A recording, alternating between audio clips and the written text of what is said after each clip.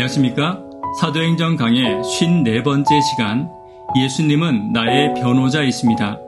예수님은 나의 변호자이십니다. 라는 제목으로 하나님 말씀 증거하도록 하겠습니다. 본문의 말씀 사도행전 19장 23절로 41절에 있는 말씀 가운데 25절부터 있는 말씀 함께 읽습니다. 그가 그 직공들과 그러한 영업하는 자들을 모아 이르되 여러분도 알거니와 우리의 풍족한 생활이 이 생업에 있는데 이 바울이 에베소뿐 아니라 거의 전 아시아를 통하여 수많은 사람을 권유하여 말하되 사람의 손으로 만든 것들은 신이 아니라 하니 이는 그대들도 보고 들은 것이라. 우리의 이 영업이 천하여질 위험이 있을 뿐 아니라 큰 여신 아데미의 신전도 무시당하게 되고 온 아시아와 천하가 위하는 그의 위엄도 떨어질까 하노라 하더라. 아데미 여신을 섬기는 신전은 에베소의 자랑거리였습니다. 사진에서 보는 것과 같이 파라테논 신전의 4배나 되는 신전은 가로 세로의 길이가 각 127m와 73m, 높이가 20m, 그리고 127개의 웅장한 기둥이 받치고 있는 거대한 건물이었고 지금도 세계 7대 불가사의 중에 하나입니다. 순례자들의 발걸음이 끊이지 않았기 때문에 근처에 숙박이나 기념품을 파는 상인들이 매우 번창해 있었습니다. 그 중에서도 특히 인기 있는 상품은 아데미 신전의 모형을 은으로 만든 것이었습니다. 그리고 그 작은 신전 안에 아데미 여신의 우상을 만들어 파는 것으로 그들은 막대한 부를 축적하고 있었던 것입니다. 그런데 바울의 복음 전파로 인해 심지어 마술사들까지 개종함으로 우상 숭배의 악습은 점차 폐지되고 있었고 은을 세공해서 기념품을 팔던 은장색의 수입이 급격히 줄어들게 된 것입니다. 이것 때문에 은장색 조합의 우두머리인 데메트리오는 조합원들과 우상을 만들어 팔던 당시 상인들을 선동해서 소동을 일으키게 되었고 바울은 이 사건으로 에베소를 떠나게 된 것입니다. 복음이 들어간 곳에는 반드시 변화가 일어납니다. 그 변화 가운데 복음을 전하는 자들이 고난을 겪기도 하는 것입니다. 그렇다면 고난의 시기에 복음을 전하는 저와 여러분이 기억해야 할 것이 무엇인지 오늘 말씀을 통해 살펴보기를 원합니다. 첫 번째는 복음의 영향력을 기억해야 합니다. 27절입니다.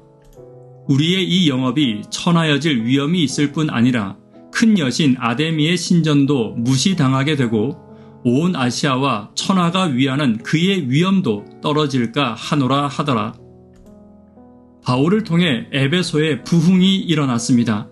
그러자 아데미를 섬기던 데메트리오가 그의 동료들과 상인들을 모아놓고 바울을 비방하고 있는 것입니다. 왜냐하면 우상을 만들어 팔던 자신들의 직업이 크게 위협받고 있었기 때문입니다. 에베소의 거대한 우상 숭배의 물결 속에서 바울의 복음이 얼마나 강력한 영향을 끼쳤는지 우리는 이 사건을 통해 알 수 있는 것입니다. 이미 마술책이 불태워지고 수많은 사람들이 우상을 버리고 하나님께로 돌아오고 있었습니다. 그 물결은 그곳에 거주하는 사람들과 장사하는 사람들뿐만 아니라 신전을 찾아온 순례자들에게도 강력한 영향력을 끼치고 있었음을 우리는 알 수 있는 것입니다. 복음이 전파될 때 우상의 제단은 무너지고 참된 예배가 회복되게 될 것입니다. 그렇기에 복음은 그 과정 가운데 악한 마귀로 인해 잠깐 고난을 당할 수밖에 없을 것입니다. 그러나 사람의 손으로 만든 것이 복음 앞에 무너지는 것처럼 사람이 주는 고난도 악한 마귀가 주는 고난도 하나님 앞에 무너질 수밖에 없음을 기억해야 할 것입니다. 고난 앞에서 복음 가운데 함께 하시는 하나님을 기억하시는 저와 여러분 되기를 간절히 바랍니다. 두 번째는 하나님의 지키심을 기억해야 합니다. 29절입니다. 온 시내가 요란하여 바울과 같이 다니는 마게도냐 사람 가이오와 아리스도가를 붙들어 일제히 연극장으로 달려 들어가는지라.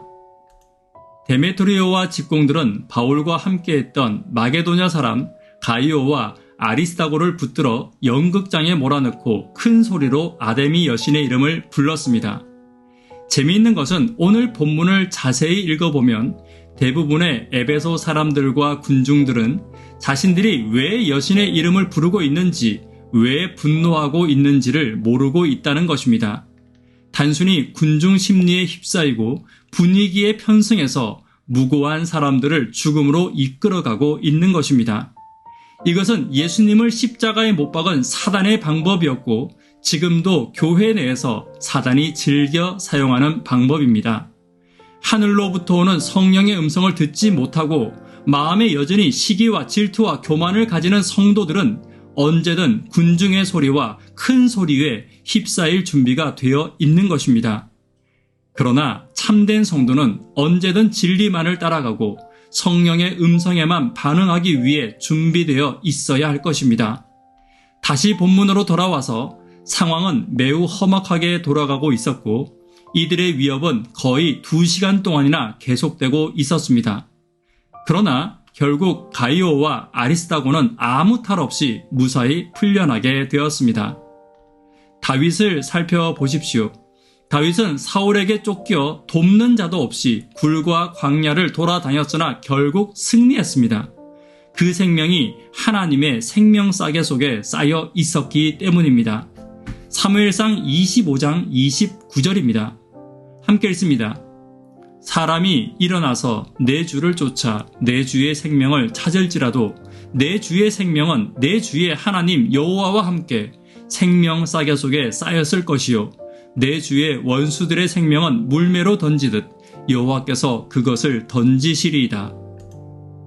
내가 믿는 하나님은 살아계신 하나님이시며 당신의 백성을 지키시는 하나님이십니다. 군중들이 나를 애워싸고 억울한 일을 당할지라도 살아계신 하나님의 지키심을 기억하는 저와 여러분 되기를 간절히 바랍니다. 세 번째, 주님은 신실한 변호자이심을 기억해야 합니다. 37절입니다. 신전의 물건을 도적질하지도 아니하였고 우리 여신을 비방하지도 아니한 이 사람들을 너희가 붙잡아 왔으니. 서기장이 2시간 동안이나 험악한 분위기를 만들던 그들을 진정시켰습니다. 서기장은 이들로 하여금 경솔히 행동하지 못하도록 권면하며 제자들을 변호하고 있는 것입니다. 여신을 비방하지도 신전 물건을 도적질하지도 않은 그들을 핍박하는 것이 불법임을 서기장은 분명히 하고 있었습니다. 지금 제자들의 불법을 드러내고자 모인 사람들이 그들의 불법에 대해 판단을 받고 있는 것입니다. 서기관이 제자들을 변호하고 있지만 혹시 세상의 누군가가 나를 변호하지 않는다 해도 예수님은 언제나 나의 신실한 변호자이심을 기억해야 합니다. 지금도 그분은 하늘에서 나를 변호하시며 영원까지 나의 변호자로 서 계실 것입니다.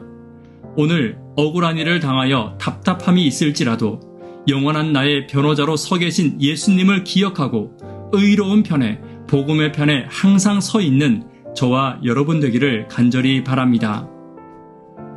말씀에 결론 맺도록 하겠습니다.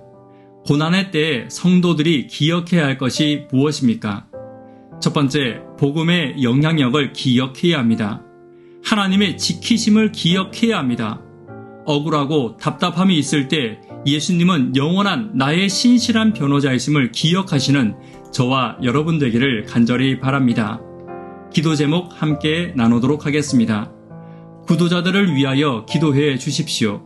학생, 청년, 어린이를 위해서, 침례식을 위해서, 성경학교를 위해서 기도 부탁드립니다. 고난이 올 때 성도들은 복음의 영향력을 기억해야 합니다. 반드시 승리하는 복음과 그리고 성도를 보호하시는 하나님의 손길과 억울한 일을 당할지라도 영원까지 나를 보호하시는 예수님을 기억하시는 저와 여러분 되기를 간절히 바랍니다. 이 시간 개인적으로 기도하도록 하겠습니다. 감사합니다.